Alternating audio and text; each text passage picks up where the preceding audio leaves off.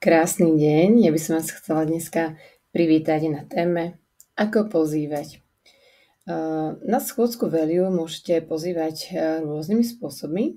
Niekto má rád ten online, niekto má rád ten offline. Ja sa budem venovať dneska obidvom spôsobom a verím, že si tu nájdete niečo, čo bude pre vás vlastné a budete sa v tom cítiť naozaj prirodzene, pretože to je veľmi dôležité. A aby ste to robili so srdcom a s vedomím, že chcete tomu človeku pomôcť. To je, myslím si, že keď to pôjde takto a keď to on ucíti, tak to pozývanie bude aj nakoniec veľmi úspešné. Prečo je pozývanie kľúčové? Schôdzka je takým mostom, takým prepojením medzi tým záujmom a tým rozhodnutím. Ľudia totižto nekupujú produkty alebo spoluprácu. Oni si kupujú dôveru, kupujú si riešenie a zážitok. Niektorí chcú byť vo vašej prítomnosti, lebo cítia, že vy ste expert.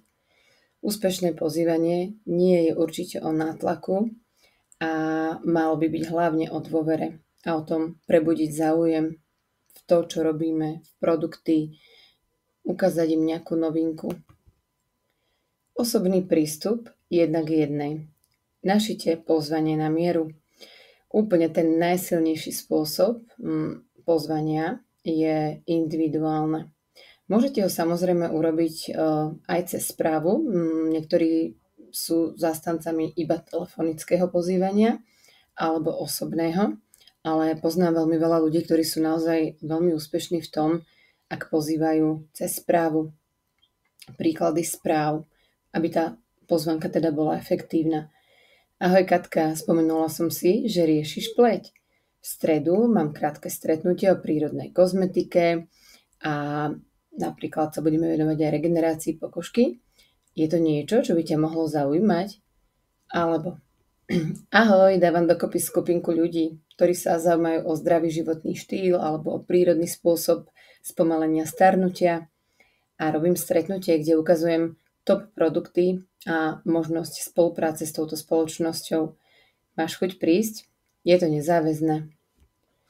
Myslím si, že týmto určite nikto nič nepokazí a dáte do toho to svoje vyžarovanie. Samozrejme môžete pozvať aj cez sociálne siete. Je to vhodné na také šírenie povedomia aj nielen teda o značke, ktorú propagujete, ale aj váš osobný tzv. Brand, značku. Takto viete jemne pozvať možno aj širšie publikum. Formy, napríklad urobíte stories s anketou. Chceš vedieť, ako získať mladšiu pleť alebo pracovať z domu s prírodnými produktami? Zaujíma ťa to? Odpovedz áno, nie. Alebo urobte krátke reels, videjko. Pracujem s unikátnymi produktami, ktoré pomáhajú ľuďom s pleťou, bolestiami aj regeneráciou. Chystám schôdzku pre tých, ktorí chcú vedieť viac. Chceš pozvánku? Napíš mi. Alebo výzvy sledujúcich. Toto viem, že robí veľmi veľa spoločností, napríklad. Hľadám 5 žien, ktoré chcú zdravšiu pokožku. Kto by nechcel však? Väčšina žien sa prihlási na takéto niečo. Môžete robiť tematické pozvánky. Mne toto osobne veľmi funguje, keď pripravujem nejaké podujatie s konkrétnou témou a tá pozvánka je naozaj tematická a viem, že ten človek naozaj rieši niečo z tohto okruhu. Je to lákavé vždy, ak má teda pozvanie konkrétnu tému, názvy alebo nápady, ktoré môžete použiť. Ako zregenerovať pleť bez chémie, prírodná krása a peptidy. Čo funguje? Zarábaj s produktami, ktoré miluješ, možnosti pasívneho príjmu v oblasti zdravia, alebo zdravá pokožka plus úspešný biznis. Čiže názov a téma schôdzky predáva, ty si už vyber tú svoju. Vytváranie záujmu pred pozvánkou. Zdieľaj výsledky a príbehy. Ľudia sa ťa začnú pýtať aj sami. Príklady. Toto je výsledok po 4 týždňoch s kolagénom alebo peptidmi. Ak ťa to zaujíma viac, môžem ťa pozvať na mini info večer alebo na dámske stretnutie alebo na stretnutie s ukážkou. Alebo takto som začala budovať svoju kariéru v oblasti zdravia. Čoskoro robím stretnutie pre zvedavcov. Chceš link? Bonus, použij referencie. Nechaj niekoho, kto má dobrú skúsenosť, pozvať ďalších. Čiže nejaká tretia osoba, vtedy to máva väčšinou veľmi silný efekt. Psychológia pozývania. Môžeš využiť niektorú z týchto psychológií. Použij napríklad FOMO, Fear of Missing Out, čiže strach, že niečo zmeškám. Napríklad, mám už len 5 miest, alebo mám len 5 miest.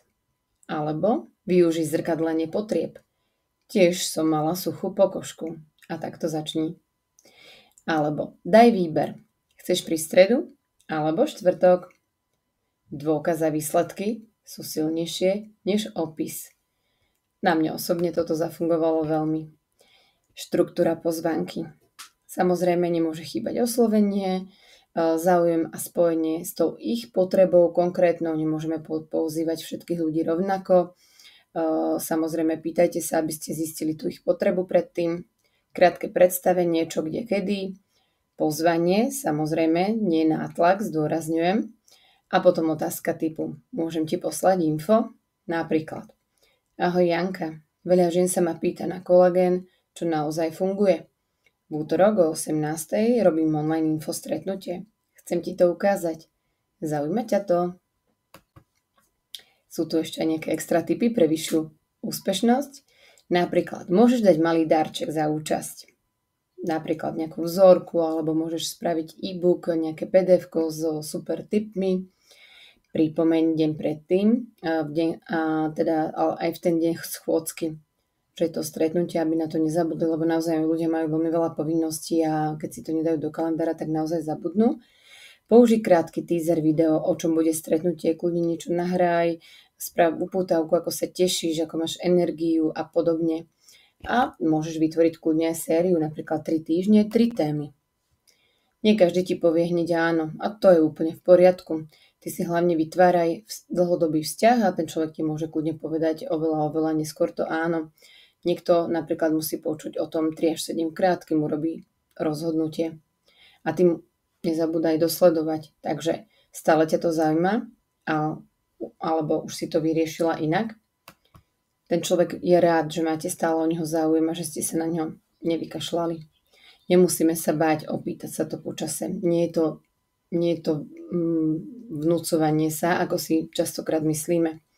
Pracuj s nástrojmi. Ľudia totiž to často zabúdajú a samozrejme sú tu dnes technológie, ktoré nám v tom pomáhajú. Napríklad použij link na registráciu, napríklad cez Google Form, Messenger alebo Linktree. Automatické pripomenutie, napríklad cez e-mail, SMS alebo Messenger a takisto môžeš použiť záznam stretnutia a ponúknuť ho tým, ktorí ho nestihli. Recykluj a zlepšuj, takže pozvánka, ktorá ti už predtým fungovala, normálne ju opäť použij, daj troška nejakú úpravu do toho a zrecykluj.